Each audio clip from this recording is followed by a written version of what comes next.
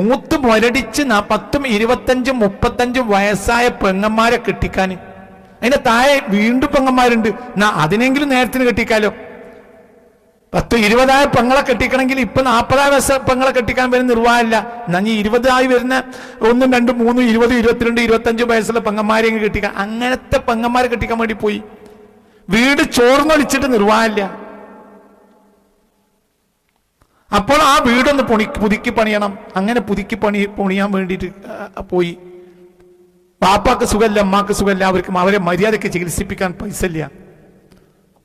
ഇവരാണ് 1970കളിൽ 80കളുടെ കാലഘട്ടത്തിലൊക്കെ ഗൾഫിലേക്ക് കയറിയത്. ആ ആളുകൾ ജീവിതം ആസ്വദിച്ചതേ ഇല്ല. കാരണം ഇവിടെ വരുമ്പോഴത്തേന് തിരിച്ചു പോകണം. അവരെ ഭാര്യമാരെയും മക്കളെയും മുഖം കാണാതെ മരിച്ചുപോയി. എന്താണ് ആ ദുരന്തമൊക്കെ? എത്രയാണ് അതിൻ്റെ വേദന?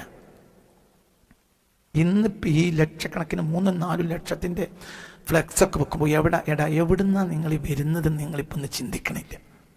ഇത് നിങ്ങൾക്ക് പറഞ്ഞു തരാനും ആളില്ല. ഇന്നില്ല, ആര് പറഞ്ഞാൽ ഞങ്ങളോട് സ്വീകരിക്കില്ല. അതൊന്നൊരു വിഷയമല്ല. ഒരു കുഴിയിൽ 5 പള്ളി വെച്ചിട്ട് തമ്മിൽ തല്ലുമ്പോൾ നിങ്ങൾ ആലോചിക്കണില്ല അത് എവിടുന്ന് വന്നതാണ്. അന്ന് മര്യാദക്ക് ഒരു പള്ളി വെക്കാൻ നമുക്ക് സൗകര്യമില്ല. അങ്ങനെ ഭാഗത്തേക്ക് വരാം.